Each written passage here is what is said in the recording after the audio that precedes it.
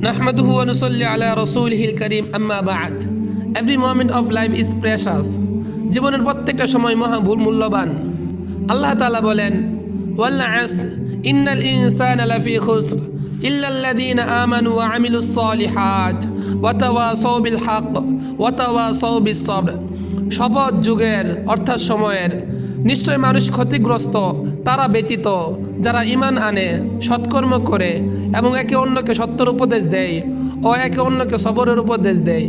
আল্লাহ তাআলা আরও বলেন, ইন্নাল্লাযীনা ইউহিব্বুনা আন তাশিয়াল ফাহিশাতু ফিল্লাযীনা আমানু লাহুম আযাবুন আলীম।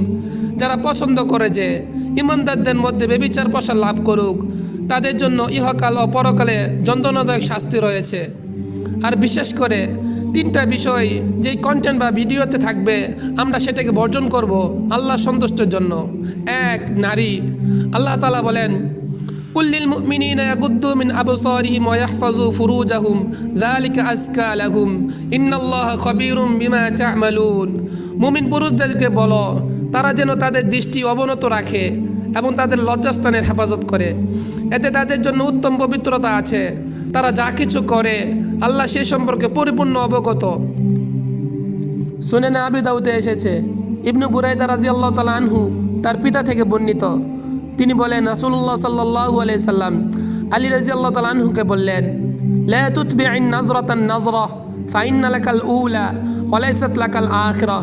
হে আলী, কোনো নারীকে একবার দেখার পর দ্বিতীয়বার দেখবে না, কেননা তোমার জন্য প্রথমবার দেখার অনুমতি আছে কিন্তু দ্বিতীয়বার দেখার অনুমতি নেই।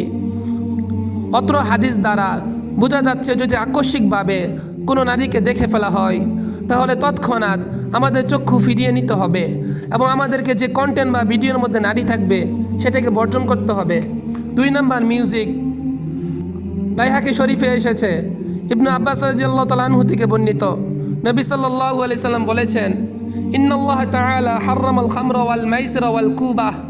নিশ্চয় আল্লাহ তাআলা মদ, জুয়া ও সব ধরনের বাদ্যযন্ত্র হারাম করেছেন।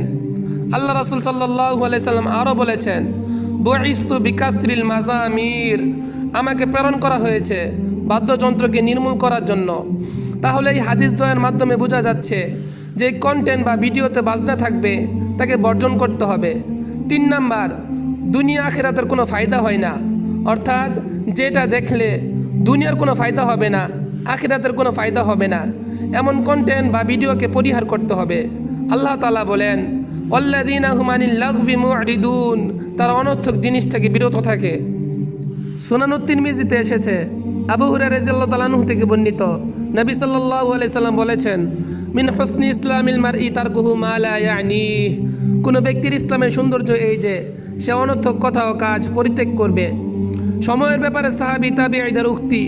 প্রসিদ্ধ সাহাবী আব্দুল্লাহ ইবনে মাসউদ রাদিয়াল্লাহু তাআলা আনহু বলেন, মা নাদিমতু আলা শাইইন নুদমি আলা ইয়াউমিন গরিবাত শামসু নাকাসা ফীহি আজালি ওয়া লাম ইয়াজিদ ফীহি আমালি। আমার সবচেয়ে বেশি আফসোস ও পরিতাপ হয় এমন দিনের জন্য যে দিনে সূর্য ডুবে গেল, আমার দুনিয়ার হায়াত কমে গেল, অথচ সেই দিনে আমার নেক আমল বৃদ্ধি পেল না। খিলাফতের রাশেদার সার্থক অনুসারী উমর ইবনুল আব্দুল আজিজ রাহিমাহুল্লাহ বলেন, ইন্নাল লাইলা ওয়ান নাহারা ইয়ামালানি ফীকা ফা'মাল ফীহিমা। রাত ও দিন তোমার মাঝে কাজ করে চলছে, অর্থাৎ তোমার চলাফেরা ও আচার অভ্যাসে কোনো না কোনো ক্রিয়া সৃষ্টি করে চলছে, তাই তুমিও তাদের মাঝে কাজ করে যাও, অর্থাৎ কোনো না কোনো পুণ্য ও ভালো কাজে দিনরাতকে অতিবাহিত করো। প্রখ্যাত তাবিঈ হাসান বসরি রাহিমাহুল্লাহ বলেন, ইবনা আদম ইন্নামা আনতা আইয়াম ফাইযা যাহাবা ইয়াউমুন যাহাবা বা'দুকা। হে আদম সন্তান, তুমি তো কতক দিনের সমষ্টি মাত্র, সুতরাং যখন একটি দিন অতিবাহিত হলো তখন তোমার জীবনের একাংশ হারিয়ে গেল। তিনি আরও বলেন, আদরাকতু আকওয়ামান কানু আলা আওকাদিহিম আশাদ্দা মিনকুম হিরসান আলা দারাহিমিকুম ওয়া দানানিরিকুম। আমি এমন অনেক ব্যক্তির সাহচর্য পেয়েছি, সময় সংরক্ষণে যাদের আগ্রহ তোমাদের ধন সম্পদ সংরক্ষণের আগ্রহ চেয়ে বেশি ছিল।